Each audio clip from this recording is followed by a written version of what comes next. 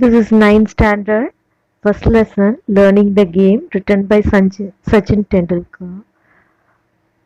From a very early age, I played tennis ball cricket with my colony friends. I loved watching cricket on television, and in our games, I often tried to emulate the mannerisms of my favorite players, Sunil Gavaskar and the West Indian legend Vivian Richards. But it wasn't just the batsmen that I studied, I also loved bowling. Throughout my career, I have actually bowled a lot in the nets.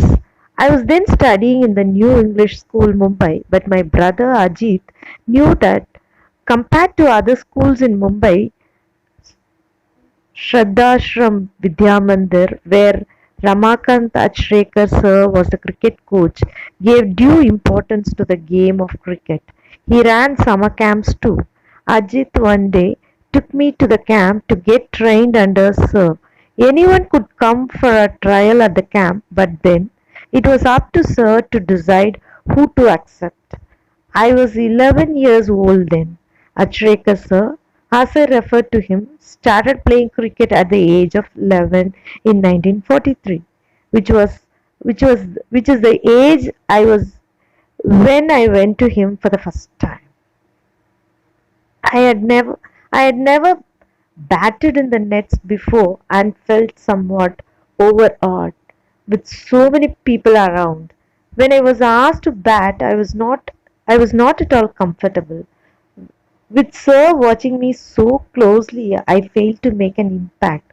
Sir called Ajit aside and informed him that I was perhaps too young to make the camp and suggested that he should bring me back when I was a little older.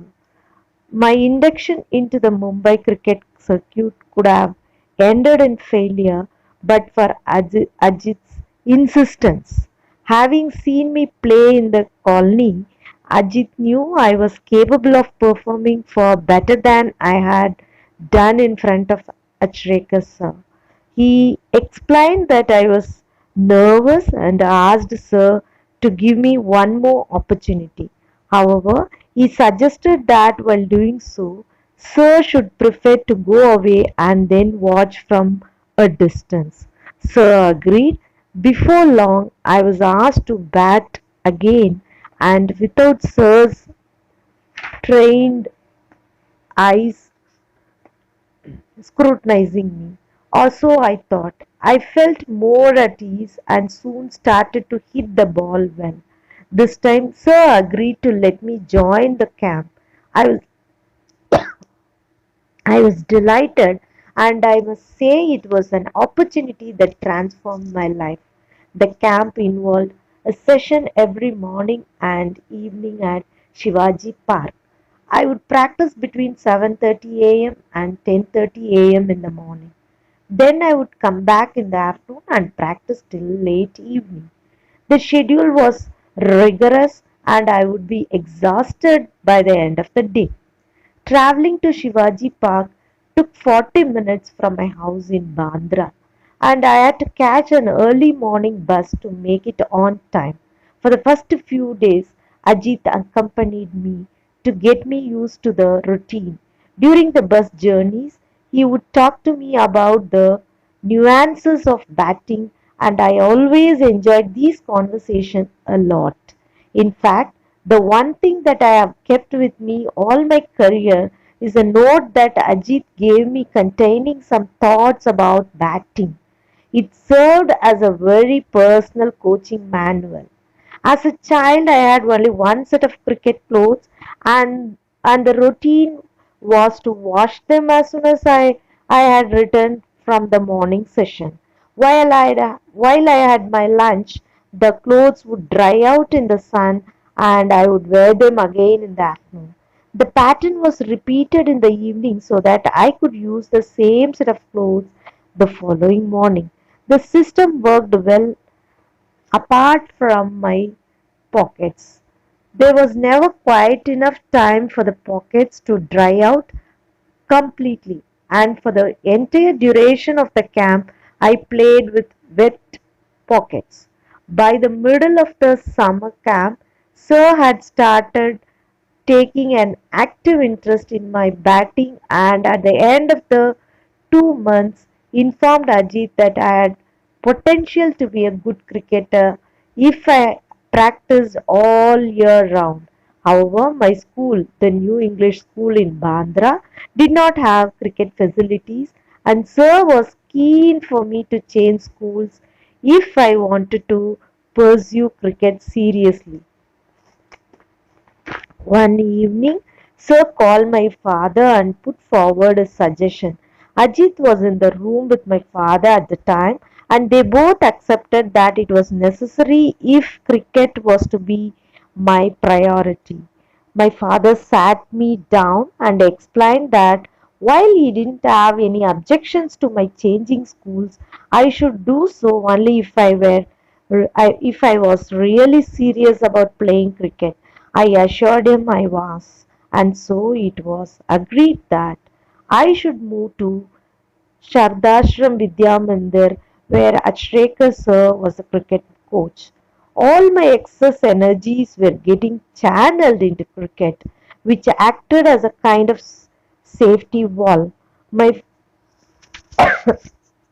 my father always said that all he wanted me to do was give it my best effort without worrying about the results. In my first year at Shraddashram, I played 55 practice matches during the summer break of 60 days. My summer sessions used to start at 7:30 a.m. and end at 4:30 p.m. My evening session would start at 5 p.m. after only a 30-minute break. During the break, Sir would often give me some money to go and have vada pav, a popular Mumbai fast food. Between 5 p.m. and 7 p.m., I would have 5 more net sessions. Towards the last 15 minutes, Sir would place a 1 rupee coin on top of the stumps, and if I managed to avoid getting out, the coin was mine. In this session, every bowler in the camp would come and bowl to me with some 60 to 70 boys fielding. It meant I had to hit every ball along the ground to survive those intense 15 minutes. Winning the 1 rupee coin used to give me immense satisfaction and taught me how to concentrate even when physically drained. At the end of it all, Sir would tell me to run 2 full circuits of Shivaji Park with my pads and gloves on. That was the last part of my training, and I would be completely exhausted by the end of it all. It was a routine I would repeat right through my summer holidays, and it helped me to build up physical and mental stamina.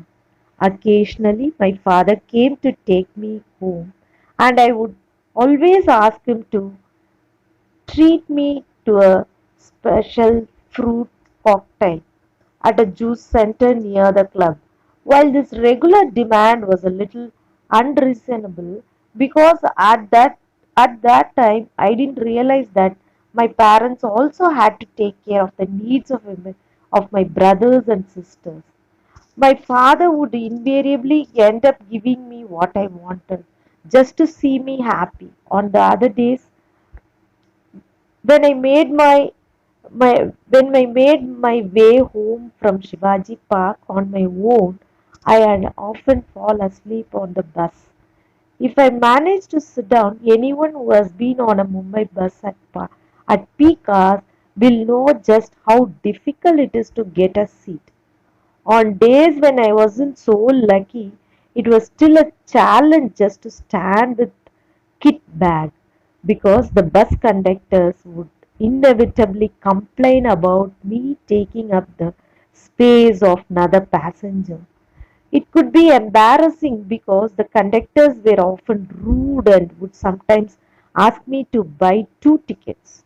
I didn't have the money for a second ticket, and I had to learn to take these remarks to my stride.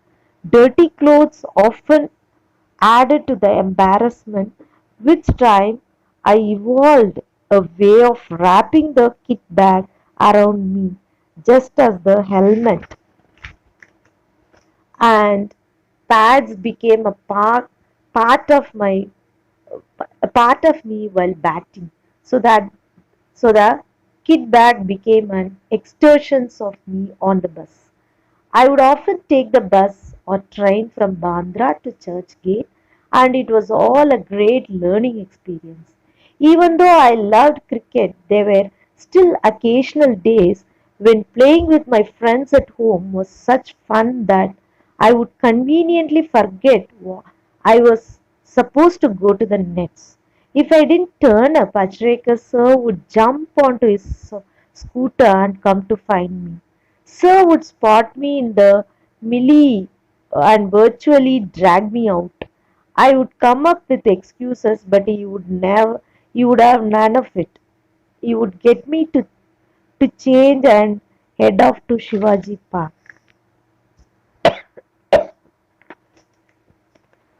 On the drive, you would tell me, don't waste your time playing insane games with these kids. Cricket is waiting for you at the nets. Practice hard and see what magic can transpire. We need to have proper career orientation. Your personality plays an important role in choosing the type of career you want. Choosing something you enjoy and really want to do, you will be successful. At the time, I hated being dragged off, but as I look back, I feel sheepish about my actions and can only admire Achrekar sir's far-sightedness. Sir also punished me on one occasion when trying to teach me a very important lesson.